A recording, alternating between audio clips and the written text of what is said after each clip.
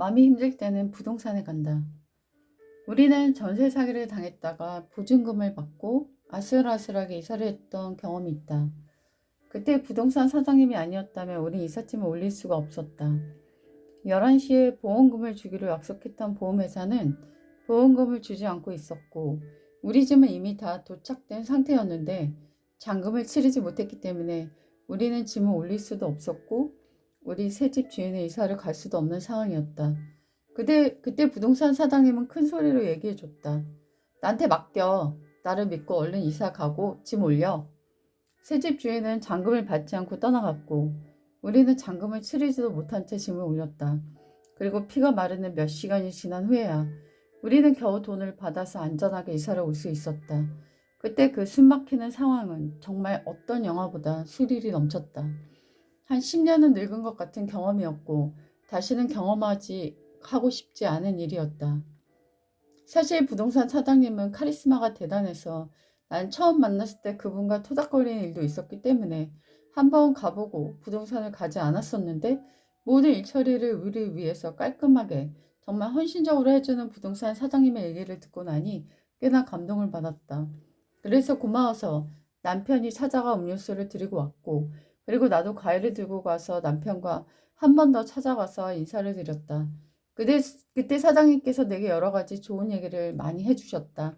나는 이사 오고 나서 큰 문제들이 여러 개 터져 굉장히 어려운 시간을 보내고 있었고 심리적으로 많이 약해져 있는 상태여서 나는 그분에게 인생의 고난은 언제까지 계속되느냐는 철학적인 질문을 던졌다.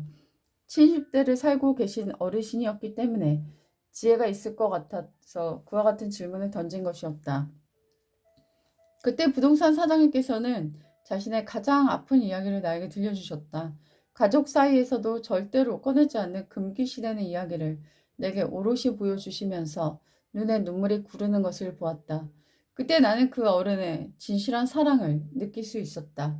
다소 무서워 보이고 여장부같이 카리스마가 넘치는 이분이 따뜻하고 사랑이 이와 같이 넘치는 분이었다니 나는 매우 감동받았고 너무나 감사해서 그분의 손을 잡고 감사를 표현했다. 그리고 속마음으로는 이분이 내 엄마였으면 좋겠다라는 생각까지 했다. 난 여전히 해결되지 못한 문제들 가운데 힘들어하며 내 일상을 살아가고 있다. 그때마다 나는 오고 가며 부동산 간판을 들여다본다. 거기에 매우 좋은 어린이 계신다. 그리고 참으로 지혜로운 어른이 내 동네에 사시는 것이 내겐 참 배부른 감정을 갖게 한다. 버려진 길냥이를 주워서 키우는 작은 영웅. 나는 당근에서 우연히 어떤 분과 거래를 하게 되었다. 그분은 내게 옷을 사갔다. 그러면서 잠깐 집 앞에서 대화를 나누었는데 그분의 집은 온갖 고양이와 강아지들로 가득 차 있었다. 그분은 오고 가며 걸어다니다가 만난 길냥이들을 집에서 키우게 되었고 굉장히 많은 병원비와 사료로 돈을 사용하고 계셨다. 그분은 본인도 형편이 어렵다는 얘기를 하셨다. 나는 그분에게 도움을 드리고 싶었지만 그때 나는 전세 사기를 당한 상태여서 누구를 도울 수 있는 처지가 되지 못했다. 마음으로는 그분에게 어느 정도의 돈을 드리고 싶었고 옷값도 받고 싶지 않았지만 그때 내 처지가 너무나 힘든 상황이어서 그럴 수가 없었다. 다행히 나는 전세 사기가 해결되었고 집을 이사할 수 있게 되었다. 하지만 여러 가지 크고 작은 문제들이 내 삶에 계속 터지고 있었기 때문에 누구를 도울 수 있는 상황이 많이 되지는 못했다. 그리고 내가 돕고 있는 여러 단체들과 기관들이 있었기 때문에 또 다른 분을 돕는다는 것은 힘에 부치는 것이었다. 그러다 우연히 당근에 올라온 그분의 글을 읽게 되었다. 그분은 여전히 많은 동물들을 사랑으로 돌보고 계셨고 심지어 15년이나 돌보는 고양이도 있었다. 그 고양이는 그분 곁에서 오랜 세월을 함께하며 이빨도 없는 할머니 고양이가 되어 있었다. 나는 그 동물들이 얼마나 사랑의 생활들을 그분의 따뜻한 섬김 가운데서 잘 살았을지 충분히 느껴져서 감동으로 마음이 벅차올랐다. 그래서 나는 그분을 돕고 싶어서 연락을 했는데 그거는 마음만 받겠다고 하고 내 도움을 거절하셨다. 마음마저도 천사였던 그분에게 하늘의 보답이 많이 많이 열려지기를 내 맘 가득 다해서 축복한다. 그리고 기도하는 시간 그분에게 축복의 보상이 가득 도착하기를 간절히 기도드리고 싶다. 호프집 사장님께 휘파람을 작은 호프집을 운영하다가 손님들과 시비가 붙어 소송까지 가게 되었으며 그것에 대한 합의금으로 빚더미에 앉게 되었다는 어떤 자영업자 사장님의 슬픈 글을 보게 되었다.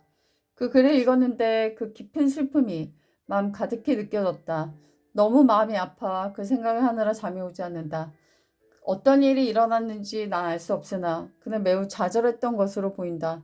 그리고 경제적 어려움이라는 큰 벽에 부딪혀 그는 용기를 잃어버린 것 같다. 나는 그 사장님에게 댓글을 달았다. 그 가게가 어디 있으며 주소를 알려달라고 했다. 그리고 시간이 날 때 가보려고 한다. 그리고 그 가게를 소개해주는 글을 써주고 싶다. 나는 술을 먹지 못하고 콜레스테롤이 높아서 기름기 있는 음식도 먹지 못하는 사람이다. 하지만 거기서 어떤 음식이든 먹고 그리고 소개하는 글을 써주어 사장님에게 용기와 희망을 주고 싶다.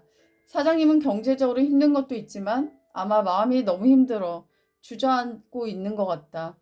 사람은 마음이 고통스러우면 아무것도 할 수 없는 법이다. 하지만 사람에게 상처받은 것은 또한 사람에게 위로받을 수 있다고 믿는다. 나는 숨겨져 있는 착한 사람들의 힘을 믿는다. 그리고 그 힘들이 물결을 일으켜서 그 사장님의 침몰 직전의 배를 힘차게 밀어줬으면 좋겠다. 이 글을 쓰는데도 눈물이 난다. 그의 고통이 마음으로 느껴지기 때문이다. 우리 모두 주저앉았던 경험이 있지 않은가? 그리고 우리 모두 벼랑 끝에 서 있던 경험이 있지 않은가? 벼랑 끝에 서 있고 주저앉아 있는 그에게 우리 모두가 따뜻한 휘파람을 불어주었으면 좋겠다. 저도 책을 냈지만 10권을 못 팔았어요. 실패한 작가죠. 그럼 어때요? 누군가에게 희망을 주는 글을 쓸 수 있다면 나도 실패한 건 아닐 거잖아요? 사장님도 이상한 사람 때문에 무너져서 실패한 것 같지만 아니에요. 그냥 어두운 때를 지나가고 있는 거예요. 당신은 주저앉아 있지만 용기를 잃지 마세요. 당신의 전성기는 아직 오지 않았답니다. 저는 손에 병이 있어 글을 쓸 수 없는 무명 작가예요. 전부 AI의 말로 해서 글을 쓰고 있답니다. 그런데도 저는 글 쓰는 걸 멈추지 않아요. 왜냐하면 고난은 열정의 연료일 뿐이니까요.